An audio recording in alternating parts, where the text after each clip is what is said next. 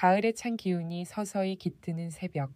나는 여느 때처럼 정선의 작은 민박집 방에서 눈을 떴습니다. 창문 너머로 스며드는 산내음은 코끝을 간지렸고 벽에 걸린 커튼이 가볍게 흔들리며 오늘도 바람이 불고 있다는 걸 알려줬습니다. 아침 햇살이 아직 바닥을 덮지 않은 시간. 나는 여전히 오른편 옆자리를 손으로 더듬었습니다. 습관처럼 그 자리는 4년 전 남편이 세상을 떠난 이후로 비어 있습니다. 그가 떠난 날은 시내에 나가던 평범한 오후였고 돌아온 건 차가운 비보 한 통뿐이었습니다. 사고라고 했죠. 순간의 실수. 아무런 준비도 없이 나는 홀로라는 새로운 인생을 맞이해야 했습니다. 벽에 걸린 그의 사진은 늘 미소 짓고 있지만 그 웃음이 이제는 가슴을 찌르듯 아픕니다. 누군가를 그리워하는 감정은 시간이 약이라는 말을 무색하게 만들 만큼 여전히 선명하고 날카롭습니다. 세월이 흘러도 마음은 그때에 머물러 있는 걸까요? 거울 앞에 서면 내가 낯설게 느껴집니다. 주름진 눈가, 조금씩 늘어가는 하얀 머리카락, 생기가 사라진 입술. 예전에는 남편에게 예뻐 보이려고 매일 화장을 했었는데 요즘은 립스틱조차 들지 않게 되더군요. 아무에게도 보여줄 필요 없는 얼굴이라는 생각 때문일까요? 하지만 문득 그 생각이 너무 슬퍼서 오늘 아침에 가만히 서서 거울 속 자신에게 말을 걸었습니다. 미정가, 넌 아직 괜찮아. 정말이야. 아침을 간단히 차려 먹고 계곡 쪽으로 발길을 돌립니다. 매일 걷는 그 길. 작은 가을물의 소리와 낙엽을 밟는 내 걸음소리가 묘하게 조화를 이룹니다. 이 마을엔 계곡도, 산도, 나무도 늘 그 자리에 있지만 이상하게도 내 마음은 제자리를 찾지 못하고 헤맵니다. 계곡가에 다다라 익숙한 바위 위에 앉습니다. 물살에 부딪히는 작은 돌들의 소리가 하루를 채웁니다. 하늘 위로 새 한 마리가 유유히 지나가고 나는 그 움직임에 시선을 빼앗긴 채 한참을 멍하니 앉아 있었습니다. 이게 내 인생일까? 그렇게 한마디가 입 밖으로 흘러나옵니다. 이 나이에도 여전히 외롭고 여전히 무언가를 그리워하며 살아가는 인생이 과연 정상인가 하는 생각이 들었어요. 물론 옆집 할머니들은 종종 함께 모이자고 말합니다. 이정 씨, 우리랑 차 한잔 해요. 하지만 나는 늘 웃으며 거절하죠. 마음이 아직은 다음에요. 사람들과 어울리는 것이 싫은 게 아니라 그들의 환한 이야기 속에 끼지 못하는 내 자신이 서글퍼서입니다. 남편과 함께 있던 시간이 너무 강렬했기 때문일까요? 다른 사람의 소소한 일상이 내겐 때때로 잔인하게 느껴졌습니다. 그래도 오늘 아침엔 조금 달랐습니다. 늘 앉던 바위에서 일어섰고 한참을 걷다가 문득 구절폭포에 가볼까 라는 생각이 들었거든요. 그곳은 남편과 함께 마지막으로 여행했던 곳입니다. 마지막으로 남편과 찍은 사진도 그곳에서였죠. 갑작스레 마음이 움직였고 나는 가볍게 집으로 돌아와 작은 가방을 챙겼습니다. 구절폭포로 가는 버스를 타기 위해 정류장으로 향했죠. 버스에 올라 창가에 앉으니 시원한 산바람이 얼굴을 스칩니다. 조금 따갑고 조금 낯설고 무엇보다 생생한 느낌이었습니다. 작은 모험일지 모르지만 오랜만에 설렘이라는 단어가 머릿속에 맴돌았습니다. 그렇게 나는 평소와는 다른 하루를 시작했습니다. 요즘 들어 새삼 자주 떠오르는 옛 속담이 있습니다. 길 잃은 새도 다시 길을 찾는다. 나는 지금 내 마음의 길을 찾아 다시 움직이기 시작한 걸까요? 그렇다면 이 움직임이 어떤 인연으로 이어질지는 아무도 모르는 일이겠지요.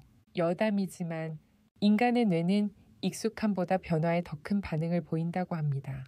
낯선 장소, 낯선 감정은 때로 우리를 되살아나게 하죠. 어쩌면 오늘의 이 결정 하나가 내 인생을 살짝 아주 조금 바꿔놓을지도 모르겠네요.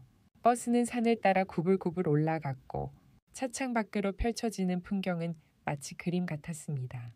가을빛으로 물든 나무잎들이 햇살을 받아 반짝였고 멀어지는 마을이 작게만 보였습니다. 마음속에서 무언가가 가라앉듯 차분해졌고 동시에 작은 설렘이 피어오르기 시작했습니다. 늘 같은 풍경에 익숙해져 있던 나였기에 새로운 시야가 이토록 마음을 흔들 줄은 몰랐어요. 이렇게 기분 좋은 긴장감은 오랜만이야. 속으로 그렇게 중얼거리며 나는 무릎 위에 손을 올려 진정하려 했습니다. 구절폭포에 도착했을 때 공기는 더 선선했고 하늘은 눈이 부시도록 푸르렀습니다. 한때 남편과 함께 걸었던 길을 따라 조심스럽게 발을 옮겼습니다. 계곡물은 여전히 그 자리를 지키고 있었고 숲속 냄새가 코끝을 간지렸죠.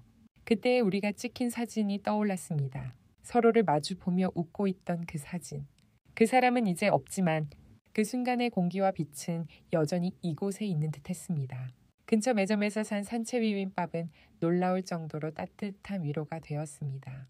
쓱쓱 비빔밥을 한 입 먹자마자 속이 편안해지고 어느새 미소가 지어졌습니다.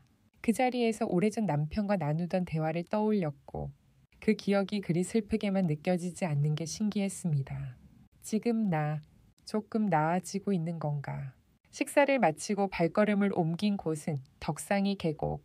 자갈길을 따라 조심스레 걷다 보니 어느새 주변은 조용해졌고 물소리만이 길동무처럼 따라왔습니다. 한참을 걷다 잠시 쉬어가고 싶어 바위 위에 앉았습니다. 그때였습니다.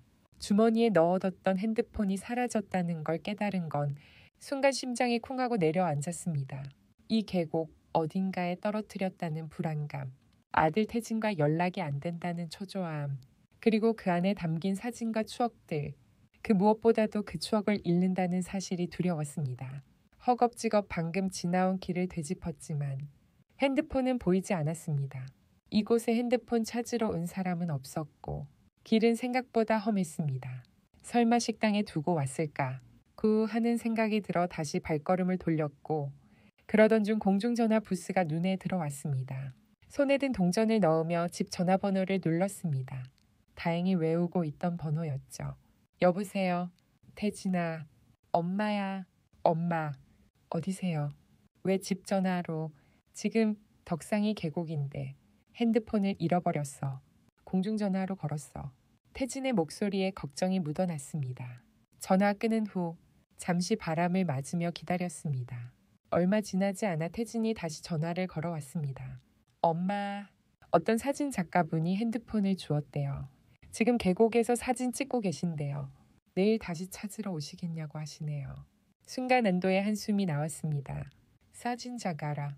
낯선 인물에 대한 궁금증이 피어올랐습니다. 그리고 동시에 핸드폰을 돌려받아야 하니 하루 더 이곳에 머물러야 한다는 사실이 이상하게 설렘으로 다가왔습니다.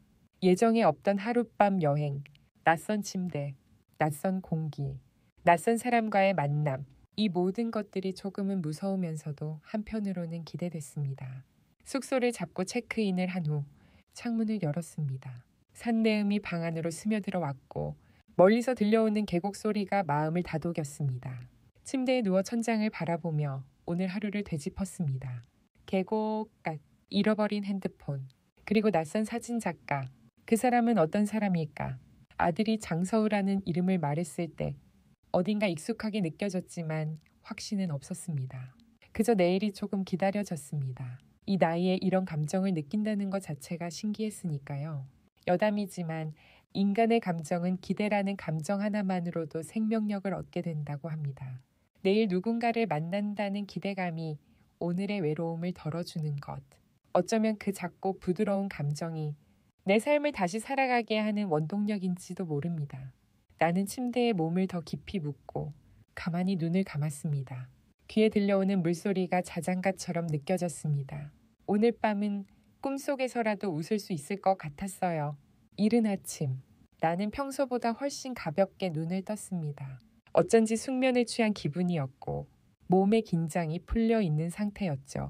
침대에서 일어나 창문을 열자 계곡 바람이 방 안으로 밀려 들어왔습니다. 약간 서늘했지만 그 느낌조차 상쾌하게 느껴졌습니다. 오늘은 약속이 있는 날, 가슴이 약간 두근거렸고 거울 앞에 선 나는 오래간만에 나를 바라봤습니다. 머리를 정돈하고 옷장을 열어 깊숙이 넣어두었던 하늘색 원피스를 꺼냈습니다. 남편이 생전에 가장 좋아했던 옷이기도 했습니다. 오랜만이네. 너. 살짝 입술에 색을 입히고 볼에도 약간의 생기를 더했습니다. 그리고 마지막으로 남편이 선물해줬던 진주 귀걸이를 꺼내 귀에 걸었습니다. 거울 속 내 모습이 낯설었지만 또 이상하게도 예뻐 보였습니다. 여전히 여자였구나. 나도 약속보다 30분 일찍 덕상이 계곡 입구에 있는 작은 카페에 도착했습니다. 자리를 잡고 창가에 앉아 커피를 주문한 뒤 산을 바라봤습니다. 햇살이 사선으로 들어오며 먼 산줄기 위로 얇은 구름이 천천히 흘러가고 있었습니다. 어제와는 또 다른 풍경이었어요. 지푸른 능선 위로 아침 햇살이 반짝이고 산도 하늘도 오늘은 조금 더 고요하고 투명했습니다. 그리고 마침내 카페의 문이 열리고 낮고 부드러운 목소리가 들려왔습니다. 윤미정 씨. 고개를 돌리자 키가 크고 단정한 차림의 남자가 서 있었습니다. 예순을 넘긴 듯 했지만 눈빛은 맑고 또렷했습니다. 손에는 내 핸드폰이 들려 있었고 그의 손끝은 투박하지만 조심스러워 보였어요. 장서 씨. 네, 맞습니다. 안녕하세요. 자리에서 일어나 인사를 나누고 우리는 마주 앉았습니다. 그가 핸드폰을 건네며 조심스럽게 말했어요. 계곡 근처에서 주웠습니다. 화면은 괜찮은 것 같던데. 혹시 모르니 확인해 보세요. 나는 서둘러 화면을 켰고 다행히 사진도 데이터도 모두 그대로였습니다. 가슴을 쓸어내리며 웃었죠. 정말 감사합니다. 이 안에 소중한 사진들이 많이 있었거든요. 그는 고개를 끄덕이며 미소 지었습니다. 말투는 차분했고 무엇보다 불필요한 격식이 없어 편안했습니다. 그의 옆에 놓인 카메라가 눈에 띄었고 자연스럽게 물었습니다. 사진 작가이신가 봐요. 네, 원래는 서울에서 일했는데 지금은 자연을 찍고 있어요. 강원도 쪽이 좋아서 자주 오게 됩니다. 그의 말투엔 바쁜 삶을 내려놓고 여유를 선택한 사람만의 부드러움이 있었습니다. 나는 그저 고개를 끄덕이며 그의 이야기를 들었고 어느새 커피 한 잔이 사라질 만큼 시간이 흘렀습니다. 사오는 조용히 나를 바라보다 말했어요. 미정 씨는 이 근처에 사시나 봐요. 네, 정선에서 민박집을 운영했었어요. 지금은 아들한테 물려주고 그냥 계곡이나 산을 보며 지내죠. 나는 웃었지만 목소리에 떨림이 있었어요. 남편 이야기를 꺼내는 건 여전히 어렵고 가슴 깊은 곳에서부터 묵직한 감정이 올라왔습니다. 남편이 교통사고로 먼저 떠났어요. 벌써 4년이 지났네요. 사오는 조용히 듣고 있었습니다. 어떤 말도 하지 않고 대신 진심으로 듣는 그 태도가 참 따뜻했습니다. 그래서 가끔 이렇게 혼자 계곡을 보러 오거나 여행을 하곤 해요. 그에게 내 마음을 말하는 것이 어색하지 않았습니다. 오히려 오랜만에 누군가에게 솔직해지는 기분이 좋았습니다. 잠시 후 사오가 물었습니다. 오늘 점심 같이 하시겠어요? 제가 대접하고 싶습니다. 좋은 빛을 많이 담았거든요. 나는 망설임 없이 고개를 끄덕였습니다. 우리는 근처 작은 식당으로 향했고 창가 자리에 앉아 산을 바라보며 식사를 했습니다. 사우는 자연스럽게 이야기를 이어갔고 나는 그 흐름에 따라 편안하게 대화를 나눴습니다. 자연을 이야기하다가 그의 아내 이야기도 나왔습니다. 8년 전에 떠났어요. 암이었죠. 그때 알았어요. 나는 아무것도 못해줬다는 걸. 그의 말에서 깊은 후회가 느껴졌습니다. 나도 모르게 그의 손 위에 내 손을 올렸습니다. 저도 그날로 돌아가고 싶을 때가 많아요. 조금만 말렸더라면, 그날 시내에 나가지 말라고 했더라면 그 말에 싸우는 눈을 감고 고개를 끄덕였습니다. 우리의 후회가 그들을 데려오진 못하죠. 하지만 그 마음이 지금 우리를 이렇게 만든 것 같아요. 그의 말이 이상하게 깊게 박혔습니다. 슬픔을 가슴속에 담은 사람만이 할 수 있는 말. 그와 함께 있는 동안 오랜만에 따뜻한 공기로 숨을 쉴 수 있었습니다. 식사 후 우리는 계곡을 함께 걸었습니다. 사오는 틈틈이 멈춰서 사진을 찍었고 나는 그를 바라보며 함께 걷는 이 시간이 기적처럼 느껴졌습니다.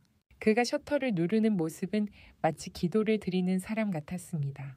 그의 눈에 비친 세상이 궁금했고 그의 시선을 통해 세상이 조금 더 아름답게 느껴졌습니다. 사오가 손가락으로 멀리 산을 가리키며 말했습니다. 저 해질 무렵 산 색깔. 보이세요? 평생을 찍어도 다 담을 수 없는 빛이에요. 나는 고개를 끄덕였고 마음속 깊은 곳에서 무언가가 녹아내리는 걸 느꼈습니다. 그 순간 나는 확실히 알 수 있었습니다. 나는 지금 살아있는 거구나. 미정 씨, 저녁이라도 같이 하시죠. 혼자 먹는 밥, 이제 지겨워요. 사오가 그렇게 말했을 때 내 마음은 잠시 흔들렸습니다. 낯선 남자와 하루를 함께 보내는 것, 예전의 나였다면 절대 상상하지 못했을 일이었죠. 하지만 이상하게도 거절하고 싶지 않았습니다. 그저 그의 목소리, 눈빛. 말투가 편안했거든요. 그럴까요? 그럼 이번에 제가 살게요. 내가 그렇게 말하자. 사우는 조용히 웃었습니다. 그 미소가 이상하게 따뜻하게 느껴졌습니다. 우리는 계곡 옆 작은 식당으로 향했고 창가에 앉아 산을 바라보며 저녁을 먹기 시작했습니다. 식탁 위에는 촛불 하나가 흔들리며 불빛을 퍼뜨렸습니다. 그 불빛에 비친 사우의 얼굴은 어느새 하루의 피곤함이 내려앉아 있었지만 그 안엔 말로 설명할 수 없는 평온함이 느껴졌습니다. 정말 오랜만에 누군가와 저녁을 먹네요. 내 말에 사우는 고개를 끄덕이며 잔을 들었습니다. 저도요. 대화라는 게 이렇게 소중한 건지 오래간만에 느껴요.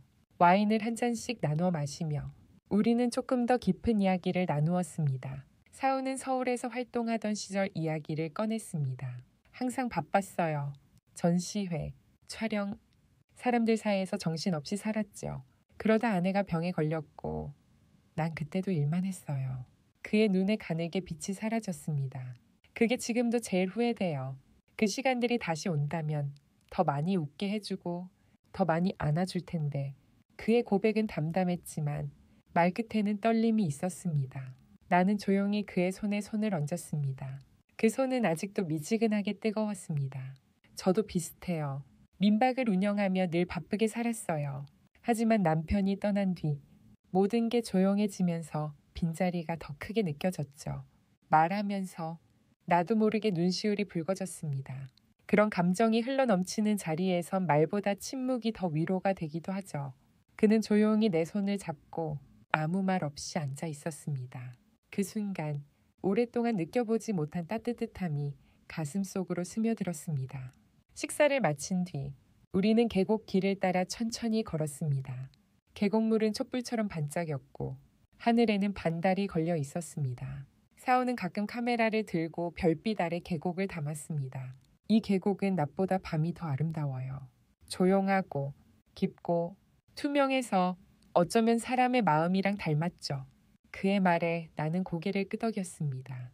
이 계곡처럼 나도 사람들 앞에선 웃지만 속은 늘 고요했고 슬펐습니다. 혹시 내일 일정 있으세요? 그의 질문에 나는 고개를 저었습니다. 아니요.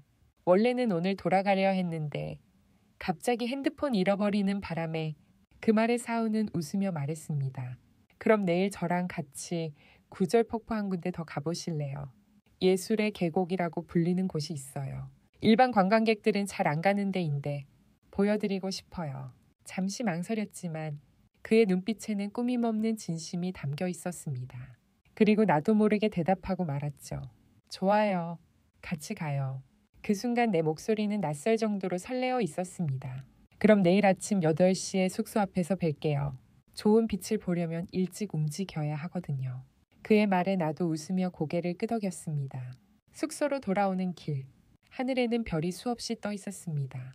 이토록 밝은 별빛을 내가 마지막으로 본 게 언제였을까요? 마치 오랫동안 잊고 있던 세계가 다시 열리는 느낌이었습니다. 방에 들어와 조명을 끄고 침대에 누웠습니다. 사우와의 만남, 그의 말투, 손길, 그리고 내일의 약속까지 모든 게 선명하게 마음을 흔들고 있었죠. 내가 이런 설렘을 다시 느낄 수 있다니 믿기지 않았지만 부정할 수도 없었습니다. 잠들기 전 나는 문득 웃고 있는 내 얼굴을 떠올렸습니다. 그리고 조용히 속삭였습니다. 미전가, 너 아직 살아있구나. 여담이지만 나이가 들수록 새로운 감정이 위험처럼 느껴질 때가 많습니다. 하지만 심리학자들은 말합니다. 삶의 후반부에 느끼는 사랑은 오히려 더 깊고 더 안전하다. 지금 내 마음이 꼭 그렇습니다. 겁이 나지만 이상하게 따뜻합니다. 다음 날 새벽 공기를 마시며 숙소 창문을 열었습니다. 상기운이 안개처럼 흘러 들어왔고 내 마음도 함께 맑아지는 기분이었습니다. 전날 미리 준비해 두었던 하늘색 원피스를 다시 꺼내 입고 머리를 단정히 빗었습니다. 거울 속 나는 여전히 예순을 넘긴 중년의 여인이지만 어딘가 생기가 돌고 있었습니다. 괜찮아. 오늘은 괜찮아. 혼잣말로 자신을 다독이며 나는 숙소를 나섰습니다. 서우는 숙소 앞에서 카메라 가방을 어깨에 맨 채 기다리고 있었습니다. 좋은 아침이에요. 그의 인사는 가벼웠지만 눈빛은 반가움으로 가득했습니다. 우리는 인사를 나누고 함께 버스를 타 구절 폭포로 향했습니다. 계곡을 따라 한참을 걸어 도착한 그곳은 관광객들에게는 알려지지 않은 숨겨진 장소였습니다. 예술의 계곡이라 불린다는 말이 괜히 붙은 게 아니었어요. 짙은 녹음 사이로 떨어지는 가느다란 폭포수, 맑은 물에 반사되는 햇빛, 그리고 바위에 앉아 조용히 흐름을 지켜보는 물사의 한 마리까지 모든 것이 한 폭의 그림처럼 고요했습니다. 서우는 삼각대를 설치하고 카메라를 꺼냈습니다. 나는 그 옆에 조용히 앉아 있었어요. 그가 셔터를 누를 때마다 그 순간이 기록으로 남는다는 사실이 이상하게도 따뜻하게 느껴졌습니다. 미정 씨, 혹시 사진 한 장만 찍어도 될까요? 갑작스러운 제안에 나는 약간 당황했지만 고개를 끄덕였습니다. 물론이죠. 그런데 이렇게 갑자기요. 지금 계곡과 햇빛, 그리고 미정 씨의 표정이 완벽해요. 그의 말에 얼굴이 달아올랐지만 마음속 어딘가에서 묘한 기쁨이 피어났습니다. 셔터 소리가 몇 번 울리고 그는 화면을 내게 보여주었습니다. 보세요. 화면 속에 나는 계곡을 바라보며 앉아 있었고 눈동자는 빛이 고여 있었습니다. 그 사진을 보는 순간 가슴이 뭉클해졌습니다. 아이치 나야. 엔드. 내가 미소를 짓고 있었습니다. 아주 오래전. 남편이 몰래 찍었던 사진 속에서나 보던 그 웃음이었습니다. 오랫동안 잊고 있었던 나의 모습. 눈가의 주름도 머리카락의 하얀 빛도 모두 자연스럽게 어우러져 있었습니다. 내 인생의 흐름이 고스란히 담긴 얼굴이었고 그런 나를 아름답다고 말해주는 사람이 있다는 것이 너무도 감격스러웠습니다. 정말 감사합니다. 이 사진 평생 간직할게요. 그 말에 서우는 말없이 웃었고 우리는 잠시 아무 말 없이 계곡 소리만을 들었습니다. 그 침묵은 불편하지 않았습니다. 오히려 가장 솔직한 대화 같았습니다. 점심 무렵이 되어 우리는 근처 작은 식당으로 향했습니다. 식당 안에는 구수한 된장찌개의 냄새가 가득했죠. 서우가 음식을 주문하고 있는 동안 나는 창밖으로 흘러가는 구름을 바라봤습니다. 그리고 문득 이런 생각이 들었어요. 이 사람과 하루를 더 보내고 싶다. 단지 사진 때문이 아니라 그 사람의 말, 표정, 존재 자체가 내 하루를 다르게 만들고 있으니까. 아우씨. 점심을 먹으며 그는 이런 말을 했습니다. 미정 씨, 사실 서울에서 내려오기 전에 많이 고민했어요. 이 나이에 내가 뭘 할 수 있을까? 다시 뭔가를 시작할 수 있을까? 하지만 자연 속에 있으면서 그 고민들이 조금씩 사라졌어요. 나는 조심스럽게 고개를 끄덕였습니다. 저도 비슷했어요. 남편 떠난 뒤 나는 그냥 멈춰 있었어요. 하지만 오늘처럼 새로운 사람과 새로운 곳을 걷는 것만으로도 이렇게 마음이 달라질 수 있다는 걸 처음 알았어요. 식사를 마치고 돌아오는 길, 사우는 이렇게 말했습니다. 오늘 하루 참 감사한 날이에요. 미정 씨와 함께여서요. 그 말에 가슴이 뜨거워졌습니다. 어쩌면 이 사람은 내 삶의 계절을 바꿔주는 봄바람 같은 존재일지도 모르겠다는 생각이 들었습니다. 그렇게 우리는 정선으로 돌아가는 버스를 탔고 나는 조용히 창밖을 바라보며 생각했습니다. 사람이 사람을 만난다는 건 참 신기한 일이야. 예상하지 못한 타이밍에 예상하지 못한 방식으로 하지만 그렇게 만나게 된 인연이 내 삶의 외로움을 부드럽게 녹여줄 수도 있는 거구나. 버스가 마을에 가까워지자 내 마음도 점점 무거워졌습니다. 이 모든 일이 꿈처럼 느껴졌고 곧 깨어나야 할 것 같았어요. 하지만 그 순간 사우가 조용히 말을 걸었습니다. 혹시 다음에 또 뵐 수 있을까요?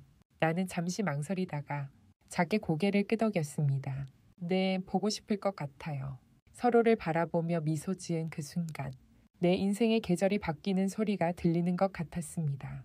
그날 이후 우리는 종종 연락을 주고받았습니다. 처음엔 며칠에 한 번 안부를 묻는 문자로 시작했고 시간이 지나면서 사진을 보내거나 전화를 나누는 일도 자연스러워졌습니다. 서우는 여전히 강원도의 이곳저곳을 다니며 사진을 찍었고 내가 있는 정선을 종종 핑계 삼아 들렀습니다. 그의 방문이 반복될수록 내 마음도 조금씩 무르익어 갔죠. 그러나 모든 것이 순탄하지만은 않았습니다. 작은 마을의 특성상 소문은 공기보다 빨랐고 가볍게 퍼졌습니다. 미정 씨가 외지 남자를 만난대 펜션에서 나오는 걸 봤다더라. 그 남자 여자들한테 관심 많다며 내 귀에도 그런 이야기들이 슬며시 흘러들어왔습니다.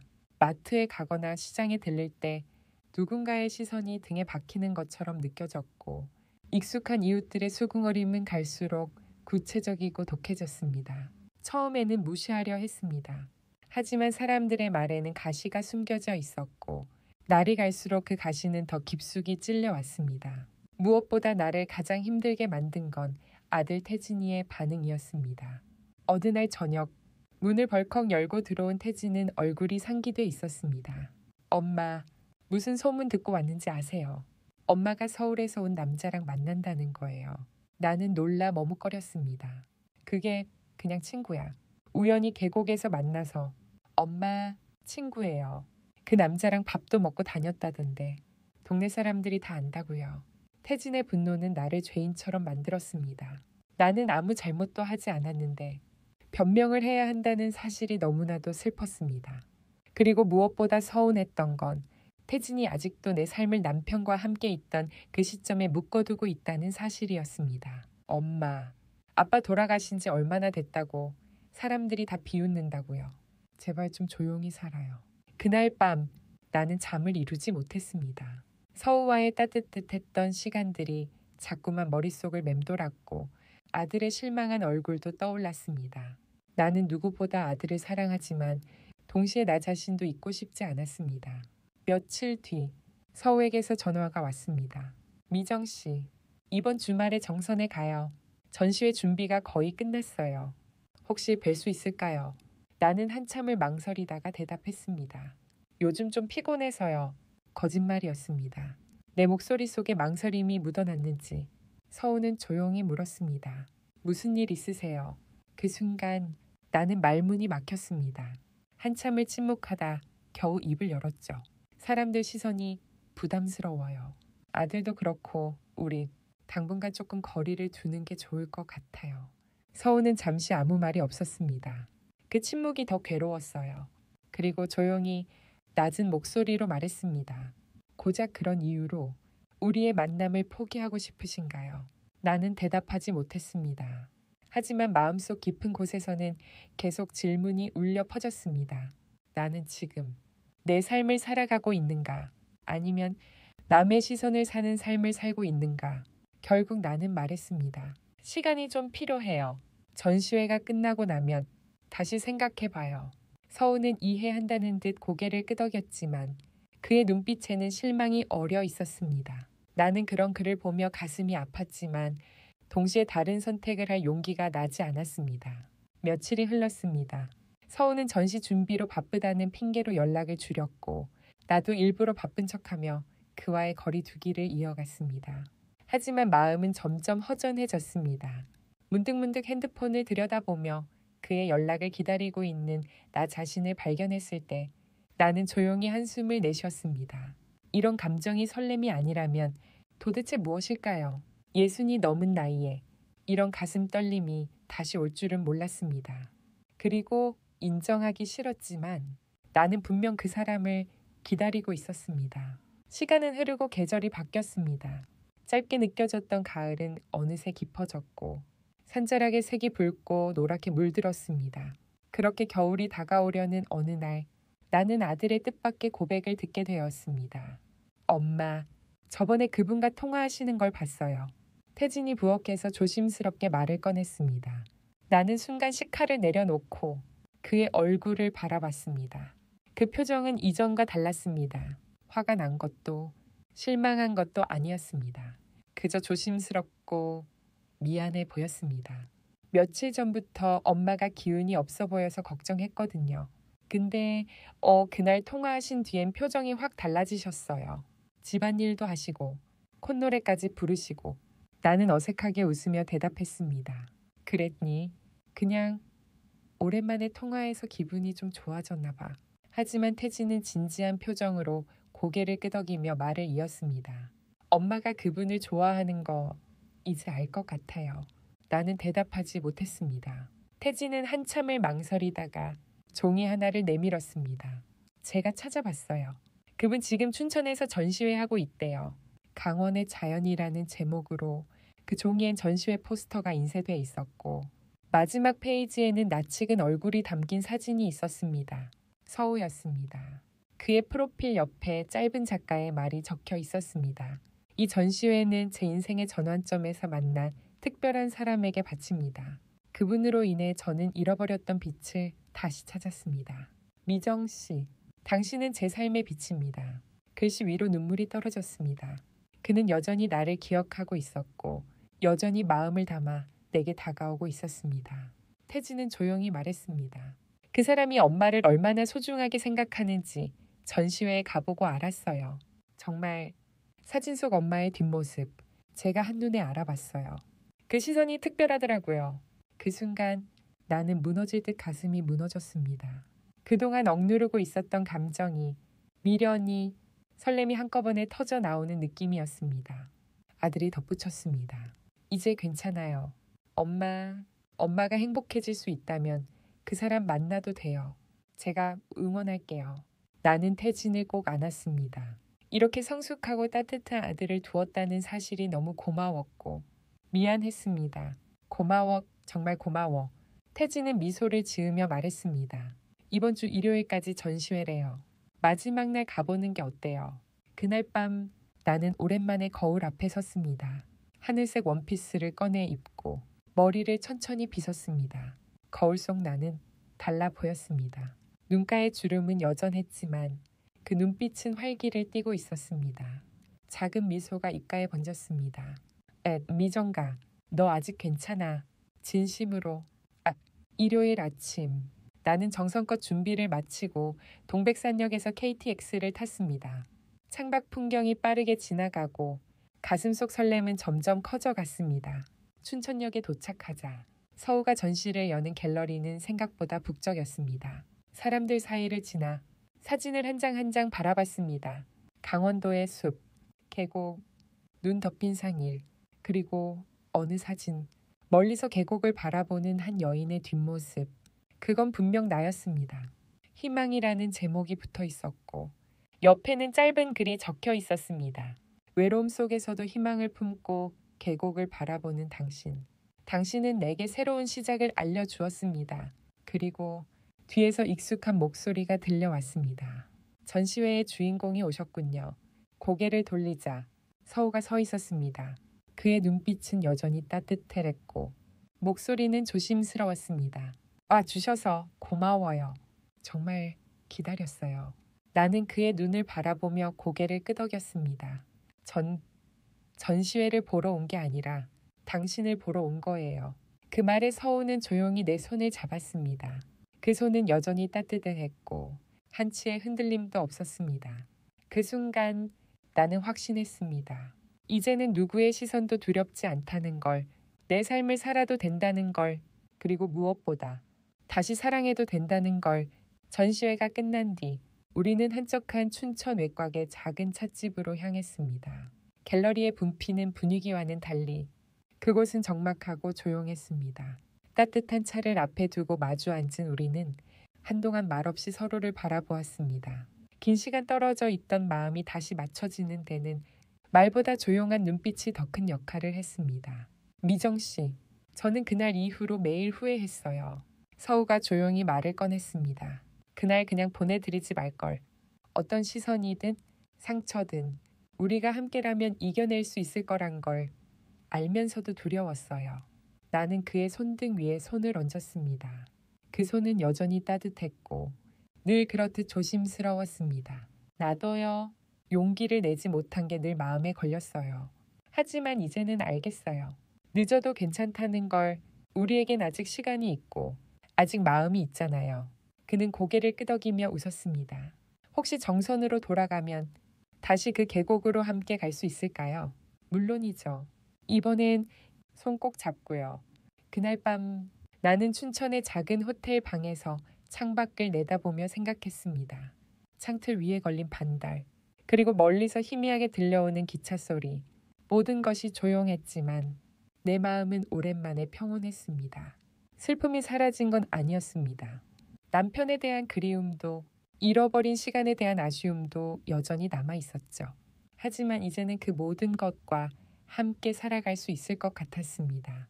혼자가 아니라면 며칠 후 서우는 다시 정선을 찾았습니다. 이번엔 짐 가방을 하나 더 들고 왔습니다. 이곳에서 작업실을 하나 구했어요. 사진을 찍으면서 이 마을과 조금 더 가까워지고 싶어요.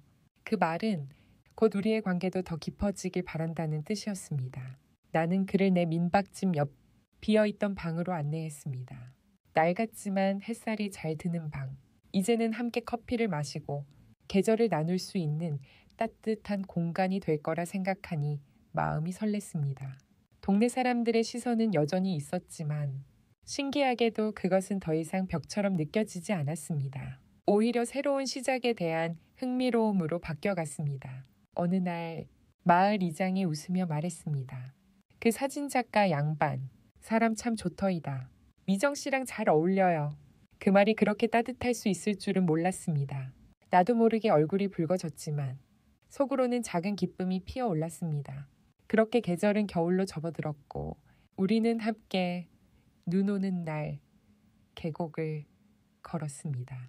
서우는 카메라를 꺼내 겨울산의 고요함을 담았고 나는 그의 옆에서 말없이 그 풍경을 함께 바라보았습니다. 가끔 셔터가 눌릴 때마다 나는 속으로 생각했습니다. 이 장면도, 이 순간도 오래도록 남았으면 좋겠다. 그는 말했습니다. 미정 씨, 저 책 하나 내보려 해요. 정선의 사계절을 담은 사진집. 그리고 그 안에 당신의 글도 들어갔으면 해요. 내 글이요. 무슨 글을요? 당신이 이 마을에서 느끼는 감정들, 계절의 변화, 그리고 저에 대한 마음까지. 나는 웃었고 그 웃음엔 부끄러움과 감동이 동시에 담겨 있었습니다. 글쎄요. 감정 표현은 잘 못하지만 해볼게요. 그는 진심으로 기뻐했습니다. 그렇게 우리 둘은 정선의 사계절을 함께 기록해 나갔습니다. 봄엔 복수초가 피는 계곡에서, 여름엔 산속의 폭우를 피해 뛰던 길 위에서, 가을엔 단풍 속을 나란히 걷던 오솔길에서, 겨울엔 얼어붙은 물 위에 맺힌 서리꽃을 찍으며 사진과 글로 함께한 시간을 차곡차곡 쌓아갔습니다. 여담이지만 나이가 들수록 기억은 흐려지지만 감정은 더 선명해진다고 합니다. 그 시절을 떠올리는 내 마음이 점점 따뜻해지는 걸 보면 그 말 사실일지도 모르겠습니다. 그리고 문득 이런 생각도 들었습니다. 사랑은 젊을 때만 하는 게 아니구나. 지금의 우리는 뜨겁지도 않고 격정적이지도 않지만 서로의 손을 놓치지 않기 위해 아주 천천히 조심스럽게 걸어가고 있었습니다. 아주 오래도록 그해 봄 우리의 첫 번째 공동 작업물이 세상에 나왔습니다. 정선의 사계, 마음의 풍경이라는 제목이 붙은 사진집은 정선의 자연과 우리가 함께한 순간들을 조용하고도 깊은 감성으로 담아낸 책이었습니다. 사진은 서우가 찍었고 그 옆에는 제가 짧은 글을 붙였습니다. 익숙한 장소, 익숙한 계절이지만 그 안에 담긴 감정은 이전과 전혀 달랐습니다. 우리는 그 책을 손에 쥐고 조용히 웃었습니다. 마치 우리 두 사람만이 아는 오래된 편지를 누군가에게 조심스레 건네는 듯한 기분이었죠. 이 책, 어딘가에 도착해서 누군가의 마음을 살짝 건드릴 수 있다면 좋겠네요. 내 말에 서우는 고개를 끄덕였습니다. 그리고 만약 누군가가 이걸 보고 나도 다시 시작해볼까라는 생각이 든다면 그걸로 충분하죠. 책 출간 후 소소한 인터뷰 요청이 들어오기도 했습니다. 지역 방송국에서 연락이 왔고 작은 책방에서 북토크도 열렸습니다. 처음에는 쑥스럽고 망설여졌지만 함께하니 용기가 났습니다. 그 작은 무대 위에서 나는 내 이야기를 천천히 꺼냈습니다. 남편과의 추억, 사별의 슬픔, 그리고 다시 피어난 사랑. 누군가 두 분은 어떤 계기로 사랑에 빠지셨나요? 라고 묻자 서우가 웃으며 대답했습니다. 계곡에서 핸드폰을 주운 게 시작이었죠. 하지만 진짜 인연은 서로의 마음속 빈틈을 발견하고 그 자리에 가만히 앉아준 순간부터였어요. 그 말에 사람들은 조용히 고개를 끄덕였고 나 역시 눈시울이 살짝 뜨거워졌습니다. 그 후로도 우리의 삶은 크게 변하지 않았습니다. 여전히 정선에서 조용히 지내며 계절이 바뀔 때마다 카메라와 수첩을 챙겨 마을 어귀를 돌았습니다. 민박집은 아들이 운영했고 나는 그 옆에서 된장국을 끓이고 뜨개질을 하며 하루를 보냈습니다. 하지만 내 안의 마음은 완전히 달라졌습니다. 누군가를 기다리는 기쁨, 하루가 선물처럼 느껴지는 설렘, 그리고 늦게 온 사랑을 조심스럽게 간직하는 감사. 서우는 가끔 이렇게 말했습니다. 미정 씨, 우리가 만난 건 인생 후반전에 반칙 같은 선물 같아요. 나도 웃으며 대답하곤 했죠. 그럼 우리 그 반칙 덕분에 연장전 가는 걸로 해요. 마을 사람들도 우리를 점점 응원하게 되었습니다.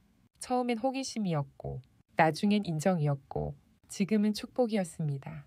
어느 겨울 마을 회관에서 열린 작은 송년회에서 동네 할머니가 나에게 귓속말 하듯 말했습니다.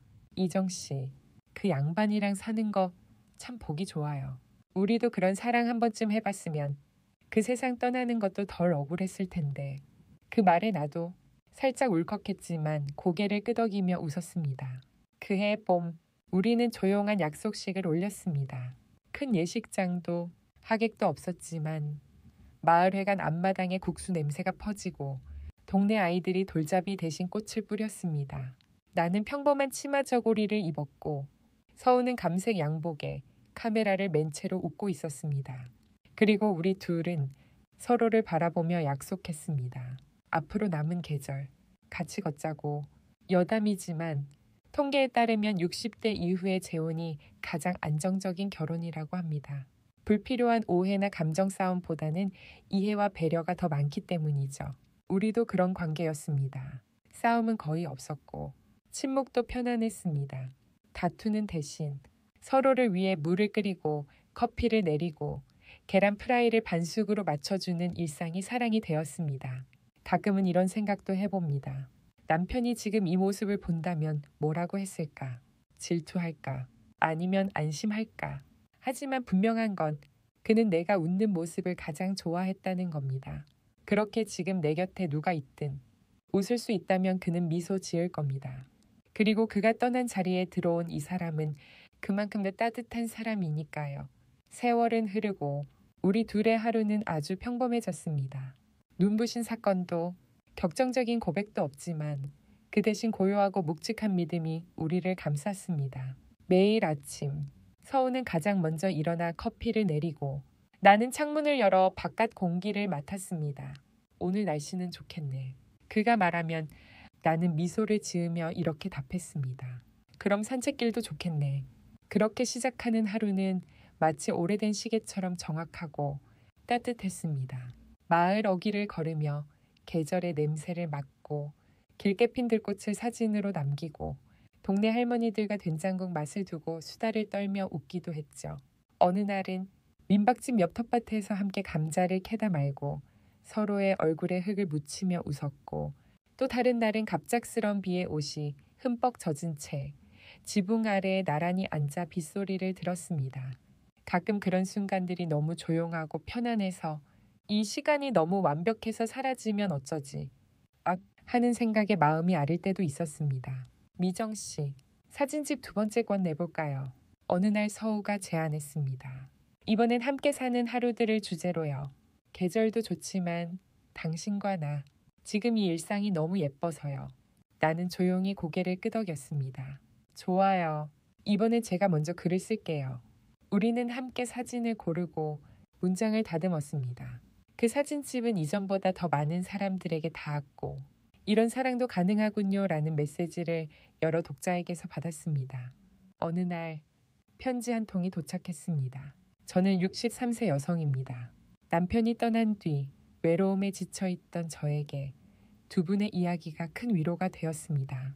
용기 내서 저도 동네에서 만난 분과 따뜻한 차 한 잔을 나눠보기로 했어요.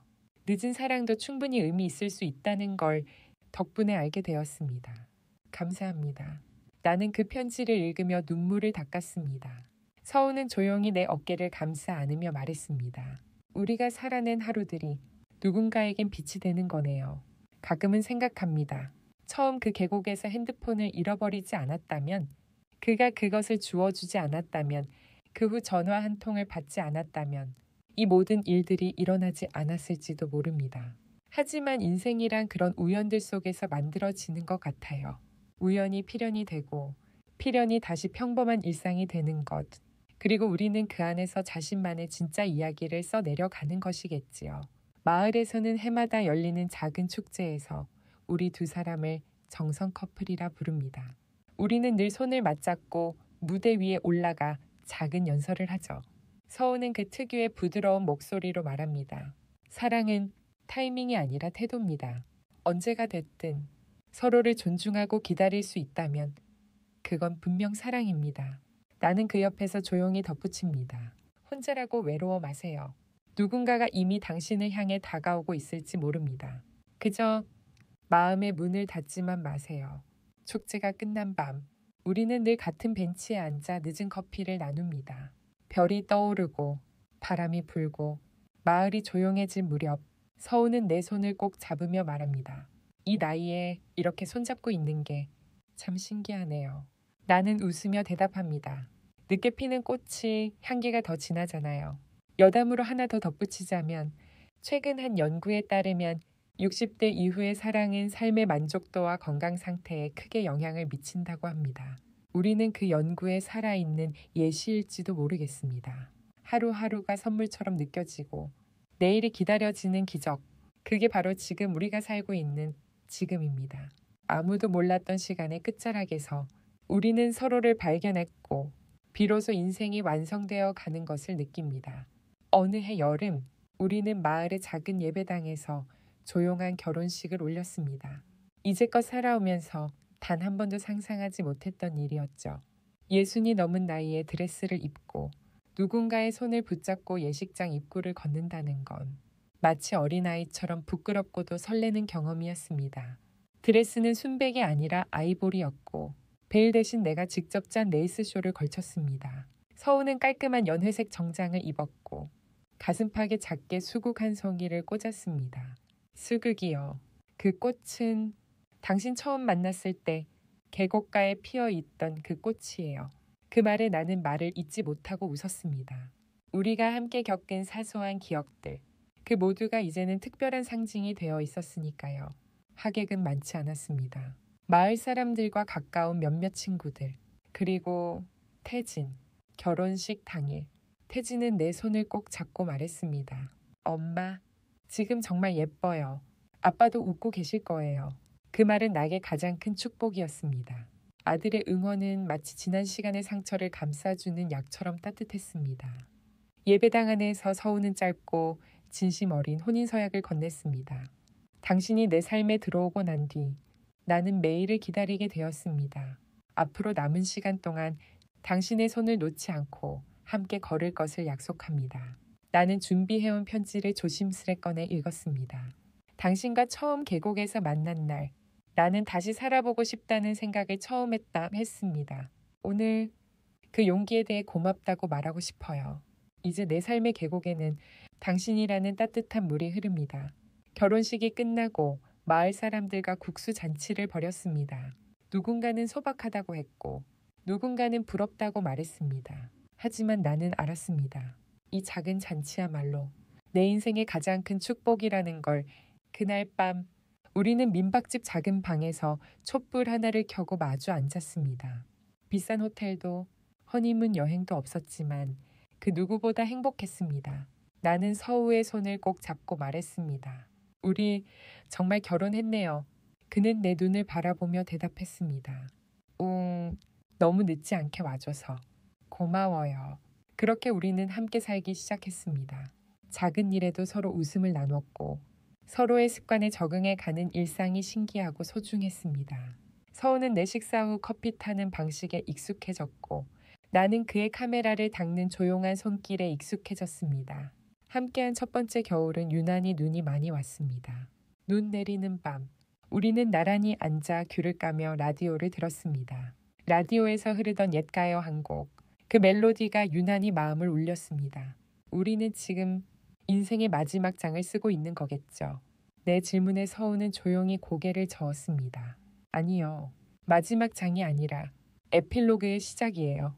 삶의 가장 아름다운 문장들이 남아있는 그런 마지막 이야기. 여담이지만 사람은 평생 동안 3번 진정한 사랑을 경험한다고 합니다. 첫 번째는 풋사랑, 두 번째는 고통의 사랑, 세 번째는 평온의 사랑. 우리는 그중 마지막 사랑을 맞이한 것일지도 모르겠습니다. 시간이 흘러도 여전히 우리는 서로를 발견해 갑니다. 같이 웃는 법, 서로를 이해하는 법, 감정을 숨기지 않고 나누는 법, 젊을 때 몰랐던 함께라는 단어의 무게와 따뜻함을 이제야 비로소 알게 되었죠. 그리하여 우리는 인생의 마지막을 기다리는 것이 아니라 함께 이어갈 매일을 소중히 여깁니다. 달력의 숫자보다 중요한 건 서로를 바라보는 오늘의 눈빛이니까요. 계절은 또 한 번 바뀌고 정선의 산에도 새싹이 올라옵니다. 우리는 봄을 맞을 준비를 하며 또 다른 사진집의 기획을 시작했습니다. 우리의 이야기를 조금 더 남겨두기 위해서요. 누군가에게 들려줄 수 있도록 정선의 여름은 눈부시게 푸르고 시원한 물소리는 여전히 계곡을 가득 채우고 있었습니다. 우리는 아침마다 산책을 하며 서로의 손을 맞잡았고 따로 말이 없어도 편안한 시간이었습니다. 어느덧 함께한 시간이 몇 해를 넘겼고 그동안의 날들이 조용히 우리 사이를 채워주고 있었죠. 서우는 여전히 사진을 찍고 있었습니다. 하지만 이제 그는 전시를 위한 사진보다는 단순히 기억을 찍는 사람이 되어 있었습니다. 내가 반찬을 담는 순간, 마루에 걸터 앉아 하늘을 보는 순간, 잠깐 꾸벅 졸고 있는 내 얼굴까지도 그는 사진 속에 담았습니다. 나는 처음엔 그게 어색했지만 시간이 지나자 그의 렌즈가 내 일상의 일부가 되었다는 걸 알게 되었습니다. 왜 그렇게 사진을 많이 찍어요? 내가 웃으며 묻자 그는 진지한 얼굴로 대답했습니다. 당신의 모든 순간이 아름다우니까요. 언젠가 당신이 기억하지 못하게 될 날이 오더라도 나는 이걸 보여주고 싶어요. 우리가 얼마나 사랑했는지를. 그 말에 나는 대답을 하지 못했습니다. 그저 그가 들고 있던 카메라를 내려놓게 하고 조용히 품에 안았습니다. 시간은 남김없이 흘러가고 있었지만 우리는 그 흐름을 두려워하지 않았습니다. 왜냐하면 이제는 함께 그 시간을 기록하며 살고 있었으니까요. 어느 날 저녁 나는 문득 그에게 물었습니다. 당신은 내가 먼저 떠나면 어떻게 할 거예요? 그는 잠시 조용히 있다가 말했습니다. 그럼 매일 당신이 좋아하던 계곡길을 걸을 거예요. 아마 카메라도 안 들고 갈지도 모르겠어요. 그냥 당신을 생각하면서 걸을 거예요. 그 말에 내 가슴은 먹먹해졌습니다. 그럼 당신이 먼저 떠나면요? 이번엔 내가 물었습니다. 그는 내 눈을 가만히 바라보며 대답했습니다. 그땐 당신이 나 대신 카메라를 들면 돼요. 계곡, 산, 마당의 고양이, 우리 함께했던 그곳들을 당신의 눈으로 다시 담아주세요. 나는 고개를 끄덕였습니다. 알았어요. 약속해요. 우리는 늙어가고 있었지만 늙는다는 것이 두렵지 않았습니다. 주름이 늘어나고 기억력이 조금씩 흐려져도 우리는 매일을 사랑으로 새기고 있었기에 그 모든 것이 덜 아팠습니다. 마을회관에서 진행된 어르신 강연 프로그램에 우리가 초청된 것도 그 사랑의 연장선이었습니다. 우리는 늦게 시작한 사랑이라는 주제로 강연을 했고 많은 이들이 조용히 우리 이야기를 들었습니다. 어떤 할머니는 손수건으로 눈물을 닦으며 말했습니다. 나도 언젠가 누군가와 이런 사랑을 할 수 있을 줄 알았어요. 하지만 기회가 없었어요. 그래도 오늘 두 분 이야기 들으니까 참 좋네요. 그녀의 말에 나는 대답했습니다. 그 사랑이 꼭 사람일 필요는 없어요. 어떤 순간을 사랑하고 자신을 사랑하는 것만으로도 우리는 충분히 살아낼 수 있어요. 그날 밤 집으로 돌아오며 서우는 내 손을 꼭 잡았습니다. 당신은 참 따뜻해요. 당신도 그래요. 우리 서로 참 잘 만난 것 같아요. 그리고 나는 조용히 속삭였습니다. 이 사랑이 끝나지 않았으면 좋겠어요. 그는 미소 지으며 대답했습니다. 끝나도 괜찮아요. 우리가 이렇게 살았다는 건 어디에도 남을 테니까요. 여담입니다만 노년의 사랑은 주변에서 용기라고 불립니다. 젊은 사랑은 용기를 내기 전에 시작되지만 나이 든 사랑은 용기 없이는 한 발자국도 나아가지 못하죠. 그래서 우리는 우리가 가진 용기를 아주 소중하게 여깁니다. 이제 우리는 매년 여름마다 함께 했던 추억들을 모아 우리의 사계라는 이름으로 작은 전시회를 엽니다. 마을 도서관 옆에 있는 공방에서 들꽃과 사진이 함께 전시되고 그곳을 찾은 이들이 조용히 앉아 시간을 보내곤 하죠. 누군가는 말합니다. 여기 오면 마음이 편안해져요. 그러면 나는 웃으며 대답합니다. 그건 아마 우리가 서로를 그렇게 만들었기 때문일 거예요. 어쩌면 우리는 평범한 두 사람이었고 누군가에게는 아무 의미 없는 존재일지 모르지만 서로에겐 세상에서 가장 특별한 인연이었습니다. 그리고 그것이면 충분했습니다. 삶은 여전히 천천히 흐르고 있습니다. 그 속에서 우리는 서로의 일상이 되었고 익숙해졌고 그러면서도 여전히 설레는 무언가를 간직한 채 살아가고 있습니다. 서우는 여전히 새벽이면 일찍 일어납니다. 아직 어두운 부엌에서 커피를 내리고 내 머리맡에 조용히 한 잔을 놓아두는 그의 손길은 말보다 더 많은 것을 전해주는 언어가 되었습니다. 나는 그 향기를 맡으며 깨어나고 오늘은 어디로 갈까요? 라고 묻는 것으로 하루를 시작합니다. 그날은 유난히 하늘이 맑은 날이었습니다. 계절이 어느새 가을로 물들고 있었고 나무잎들은 바람결 따라 소리를 내며 흩날렸습니다. 서우는 삼각대를 챙기고 나는 작고 낡은 노트를 들고 마당을 나섰습니다. 우리의 계절 기록은 아직도 계속되고 있었죠. 언덕 위, 작은 바위에 나란히 앉아 우리는 멀리 보이는 산과 계곡을 바라보았습니다. 이게 마지막 가을이라면 괜찮을 것 같아요. 서우가 조용히 말했습니다. 나는 고개를 돌려 그의 옆모습을 바라봤습니다. 예전보다 더 깊어진 주름. 하지만 그 안에 깃든 평온함은 오히려 젊은 시절보다 더 아름다웠습니다. 왜 그런 말을 해요?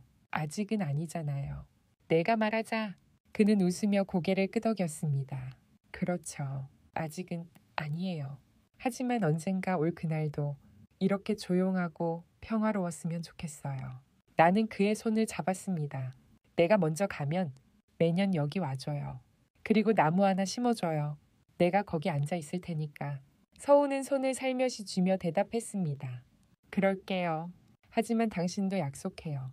내가 먼저 가면 매년 커피 한 잔 가지고 와서 여기에 앉아주세요. 혼자 오더라도 절대 혼자 있다고 생각하지 말고요. 우리는 잠시 말없이 산을 바라봤습니다. 그 시간이 그렇게 소중하고 고요했습니다. 마치 우리의 삶 전체가 이 풍경 속으로 녹아드는 것 같았습니다. 그날 밤 우리는 오랜만에 책을 펼쳤습니다. 서우가 읽고 나는 그의 목소리에 귀를 기울였습니다. 책은 철학자들의 삶에 대한 짧은 단상들이었고 그중 한 문장이 마음에 들어왔습니다. 늦게 피는 꽃은 가장 오래도록 향기를 남긴다. 나는 웃으며 속삭였습니다. 우리 얘기네요. 서우는 책장을 덮으며 나를 바라봤습니다. 그래요. 아주 오래도록 향기를 남겨야겠죠. 며칠 후 동네 도서관에서 실버 커플 이야기라는 주제로 지역지에서 인터뷰를 요청해 왔습니다. 우리는 망설이다가 조용히 수락했습니다. 인터뷰 중 기자가 마지막에 물었습니다. 두 분이 서로에게 가장 감사했던 순간은 언제인가요? 서우는 한참을 생각하다 대답했습니다. 감사라는 건 특별한 날이 아니라 아무 일도 없던 날들이죠. 그냥 나란히 앉아 밥을 먹고 함께 산책하고 같은 음악을 들을 수 있었던 날들. 그런 평범한 날들이 계속 이어졌다는 것 자체가 가장 큰 감사예요. 나도 그 말에 조용히 덧붙였습니다. 그리고 제가 처음으로 다시 웃게 만든 그 순간, 그 웃음을 알아봐 준 사람이 이 사람이었으니까요. 인터뷰가 끝난 뒤 우리는 손을 맞잡고 정선 읍내의 작은 국밥집에 들렀습니다. 따끈한 국물에 마음까지 데워지던 그날, 나는 조용히 생각했습니다. 이제 이 사람 없이는 내가 나을 수 없겠구나. 하지만 설령 언젠가 혼자가 되더라도 이 사람을 사랑했던 기억만으로도 나는 충분히 살아갈 수 있을 거야. 그것이 우리가 쌓아 올린 하나의 계절 같은 사랑이었습니다. 여담으로 말하자면 우리가 늘 걸었던 계곡길에는 이제 작은 표지판이 하나 세워져 있습니다. 사랑의 산책길, 윤미정 앤 장서우. 그곳을 걷는 사람들마다 우리처럼 작지만 단단한 인연을 떠올릴 수 있기를 바랍니다.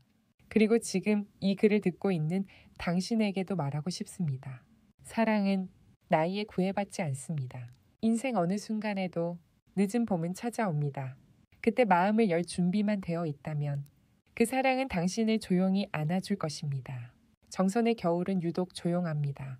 하얗게 내려앉은 눈은 소리를 삼켜버리고 그 위로 바람마저 숨을 죽인 듯이 지나가죠.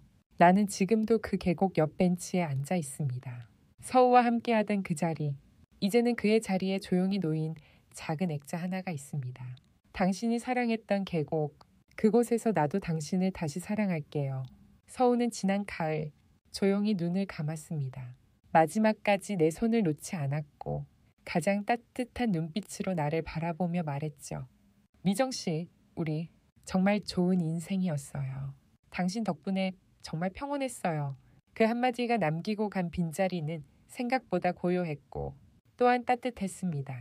나는 울지 않았습니다. 서우가 가장 싫어하던 눈물 대신 그가 좋아하던 따뜻한 커피를 들고 계곡에 와 앉았습니다. 그리고 매년 계절이 바뀔 때마다 여기에 앉아 편지를 씁니다. 여보, 오늘은 봄이에요. 가을개 복수초가 다시 피었고 작년보다 훨씬 노랗고 생기 있네요. 여보, 여름이에요. 당신이 좋아하던 참외는 시장에 벌써 나왔고 당신이 찍어줬던 내 웃음도 아직 카메라 속에 그대로예요. 여보, 또 가을이에요. 당신이 그토록 좋아했던 얇은 햇살과 단풍길이 아직도 매일 나를 데려다줘요. 여보, 겨울이에요. 당신 없는 두 번째 겨울이지만 내 마음은 여전히 당신과 함께예요. 그렇게 나는 우리가 함께 보낸 시간들을 사계절로 하루하루로 다시 살아내고 있습니다. 사진집의 마지막 페이지에는 서우가 남긴 문장이 남아 있습니다. 이 사랑은 오래되었지만 늦지 않았습니다. 그리고 이 사랑은 끝나지 않습니다. 나는 오늘도 그 문장을 천천히 소리내어 읽습니다. 이제는 혼자이지만 외롭지 않습니다. 왜냐하면 그는 나와 함께 사계절을 걸었고 그 계절은 지금도 내 마음에 계속 흐르고 있으니까요. 당신도 누군가와의 인연이 늦게 찾아왔다고 해서 망설이지 마세요. 그 늦은 사랑이 때로는 인생 전체를 구원하기도 하니까요. 그 한 사람으로 인해 우리의 인생은 다시 피어나고 우리는 다시 살아낼 이유를 얻게 됩니다. 그러니 너무 편안해지기 전에 잠시 시간을 내어 이 영상에 좋아요를 누르고 구독도 잊지 마세요.